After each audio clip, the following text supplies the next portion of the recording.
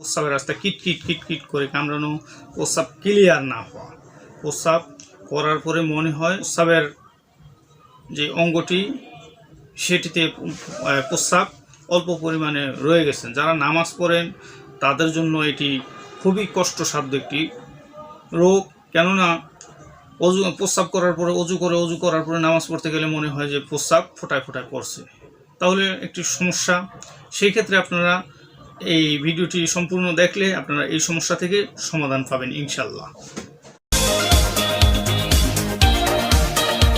প্রস্রাবে জ্বালা পোড়া, প্রস্রাবের ক্ষয়, প্রস্রাব 2-3 নালে হওয়া, প্রস্রাবের রাস্তা কিটকিট কিটকিট করে কামড়ানো, প্রস্রাব ক্লিয়ার না হওয়া, প্রস্রাব করার পরে মনে হয় প্রস্রাবের যে অঙ্গটি সেটিতে প্রস্রাব অল্প পরিমাণে রয়ে গেছেন। যারা নামাজ পড়েন তাদের জন্য এটি খুবই কষ্টসাধ্য একটি রোগ, কেননা প্রস্রাব করার পরে অজু করার পরে নামাজ পড়তে গেলে মনে হয় যে প্রস্রাব ফোটায় ফোটায় পড়ছে, তাহলে একটি সমস্যা।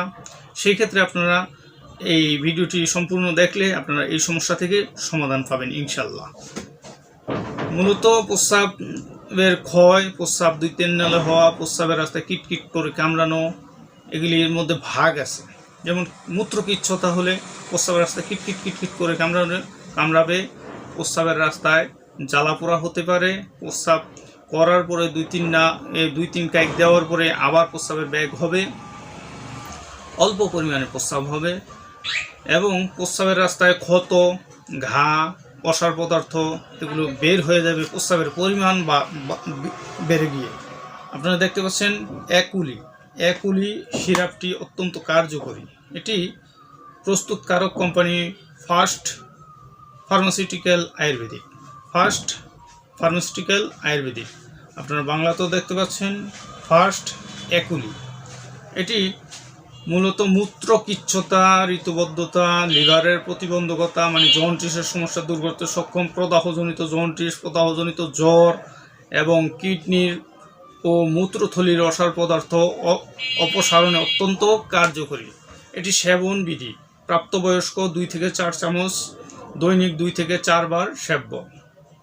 অপ্রাপ্তবয়স্কদের ক্ষেত্রে 1 থেকে 2 চামচ, দৈনিক 2 থেকে 4 বার সেব্য, অথবা রেজিস্টার্ড একজন চিকিৎসকের পরামর্শ অনুযায়ী সেবন করবেন। উৎপাদন লাইসেন্স নং আয়ুর্বেদিক 024 DAR নং আয়ুর্বেদিক 37A021। এটি সকল ঔষধ শিশুদের নাগালের বাইরে রাখুন আলো থেকে, এবং ঠান্ডা এবং শুষ্ক স্থানে রাখার কথা বলা হয়েছে। বিশেষ করে এটি অরেঞ্জ ফ্লেভার, চিনি মুক্ত। যারা ডায়াবেটিসে ভুগছেন তারাও এই ওষুধটি সেবন করতে পারবেন। এটি 450 ml একটি সিরাপ। প্রস্রাবের রাস্তার যাবতীয় সমস্যা দূর করবে, প্রস্রাবের পরিমাণ বাড়িয়ে ভিতর অসার পদার্থ বের করে দেবে। পাশাপাশি আপনারা যাদের এই ক্ষয় রোগের কারণে প্রস্রাবে জ্বালা পোড়া, প্রস্রাবের 2-3 নালে হওয়া, প্রস্রাবের রাস্তায় কিটকিট করে কামড়ানো এবং UTI এর সমস্যা দূর করতে সক্ষম, এই ওষুধের পাশাপাশি ইউরোসিনা, এটি আপনারা বাংলাতে লেখা দেখতে পাচ্ছেন ইউরোসিনা, ইংলিশে লেখা দেখতে পাচ্ছেন ইউরোসিনা। এটি মূলত ট্যাবলেট।